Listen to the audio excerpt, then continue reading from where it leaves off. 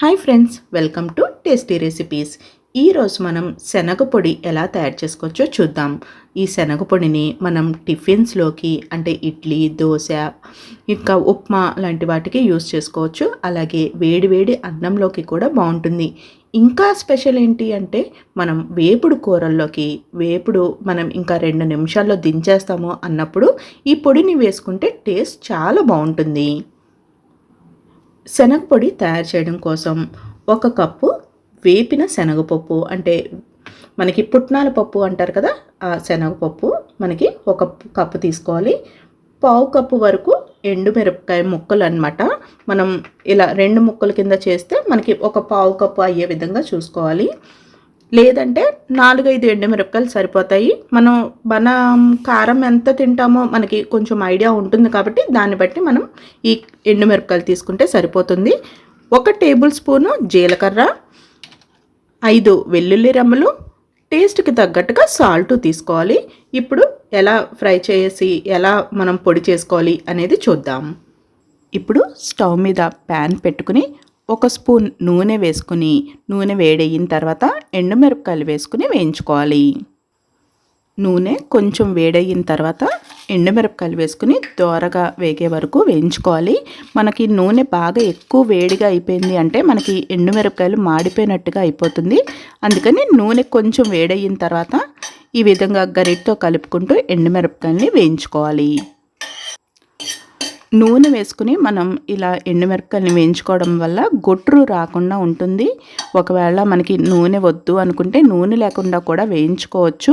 నూనె వేసుకుంటే మనకి తిన్నప్పుడు కొంచెం గొట్రు అంటే గొంతులోకి మనకి పౌడర్ పడినప్పుడు కొంచెం ఇబ్బందిగా అనిపించకుండా ఉంటుంది. ఒకవేళ నూనె వద్దు అనుకుంటే నూనె స్కిప్ చేసుకుని మనం ఈ డ్రై రోస్ట్ లాగా కూడా వేయించుకోవచ్చు. చూసారు కదా, ఎండుమిరపకాయలు ఈ విధంగా కొంచెం కలర్ చేంజ్ అయ్యి వేగినాయి కదా. ఇప్పుడు జీలకర్ర వేసుకుందాం. ఎండుమిరపకాయలు మనం ఇలా కలర్ కొంచెం చేంజ్ అయిన తర్వాత వేసుకోవడం వల్ల మనకి ఈ జీలకర్ర మాడిపోకుండా ఉంటుంది. మనం ముందే వేసేసుకున్నాం అనుకోండి, జీలకర్ర త్వరగా వేగిపోతుంది కదా, అప్పుడు మనకి ఎండుమిరపకాయలు వేగేలోపు మనకి ఈ జీలకర్ర మాడిపోతుంది.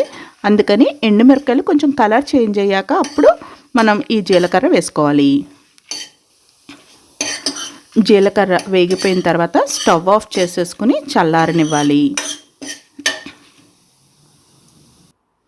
ఇప్పుడు మిక్సీ జార్లోకి మనం 1 కప్పు పుట్నాల పప్పు అంటే శనగపప్పు, వేపిన శనగపప్పు అంటారు కదా, చట్నీకి చేసుకుంటాం, ఆ పప్పుని తీసుకోవాలి. దాంట్లోకి రుచికి సరిపడా ఉప్పు, ఇంకా వెల్లుల్లి రెమ్మలు వేసుకోవాలి. మనకి ఉప్పు కొంచెం తక్కువగా వేసుకుని గ్రైండ్ చేసుకోండి. ఒకవేళ మనకి ఉప్పు తక్కువైంది అనుకుంటే మళ్ళీ యాడ్ చేసుకోవచ్చు కదా. మళ్ళీ ఎక్కువైందంటే మనం చేంజ్ చేయడం అవ్వదు కాబట్టి వీలైనంత వరకు మన టేస్ట్కి తగ్గట్టుగా వేసుకుంటాము. కానీ కొంచెం తక్కువగా వేసుకుంటే మనకి ఎక్కువ అయ్యే ఛాన్స్ ఉండదు కదా, అందుకని. ఇంకా వేపుకున్న ఎండుమిరపకాయలు, జీలకర్ర కూడా వేసేసుకోవాలి.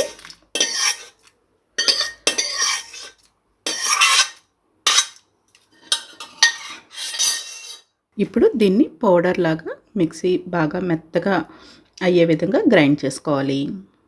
చూసారు కదా, ఈ విధంగా బాగా మెత్తగా పొడి చేసుకున్న తర్వాత మనం ఎప్పుడూ కూడా పొడులు తయారు చేసుకునేటప్పుడు ఈ విధంగా పొడి తయారు చేసుకున్న తర్వాత మనకి మిక్సీ జార్ కొంచెం వేడిగా ఉంటుంది కదా, అందుకని మనం స్టోర్ చేసుకునే ముందు ఈ విధంగా మనం చల్లారి పెట్టుకుని అప్పుడు స్టోర్ చేసుకోవాలి. లేదంటే మనకి నిల్వ ఉండదన్నమాట. కొంచెం వేడి ఉన్నా కానీ మనం మూత పెట్టేసామనుకోండి, అది కొంచెం ఆవిరిలాగా వచ్చేసి పాడైపోయే ఛాన్సెస్ ఉంటుంది. అందుకని మనం ఎప్పుడూ కూడా పొడి బాగా ఆరిన తర్వాత ఒక పావు గంట లేకపోతే 20 నిమిషాలు మనం ఇలా ఆరబెట్టుకుంటే మామూలుగా వేడి అంతా పోతుంది. అప్పుడు కడిగి ఆరబెట్టుకున్న గాజు సీసాలో స్టోర్ చేసుకుంటే మనకి ఫ్రెష్గా ఉంటుంది. ఇలా తయారు చేసుకున్న శనగ పొడిని మనం ఇడ్లీ, దోశ, ఇంకా ఊతప్పం మీద మనం పైన వేసుకుంటాం కదా, అలా వేసుకోవచ్చు. ఇంకా దోశల్లోకి కూడా కారపొడిలాగా వేసుకుంటాం కదా, ఉల్లి దోశ ఇలాంటివి చేసుకున్నప్పుడు ఉల్లిపాయతో పాటుగా మనం ఇలా పౌడర్ కూడా వేసుకుంటాం కదా, అలా వేసుకోవచ్చు. ఉప్మాలోకి యూస్ చేసుకోవచ్చు. వేడివేడి అన్నంలోకి చాలా బాగుంటుంది. మనం ఎప్పుడైనా జర్నీస్కి బయటికి వెళ్తున్నప్పుడు మనం ఓన్లీ రైస్ మాత్రమే పెట్టేసుకోవచ్చు అని రైస్ కుక్కర్ తీసుకెళ్ళి కూరల కోసం వెతుక్కోవాల్సిన అవసరం లేకుండా ఇలా పొడి తీసుకెళ్ళామనుకోండి, మనం వెళ్ళిన రోజు నుంచి వచ్చే వరకు కూడా ఈ పొడితో మనం నెయ్యి వేసుకుని తినేస్తే బాగుంటుంది.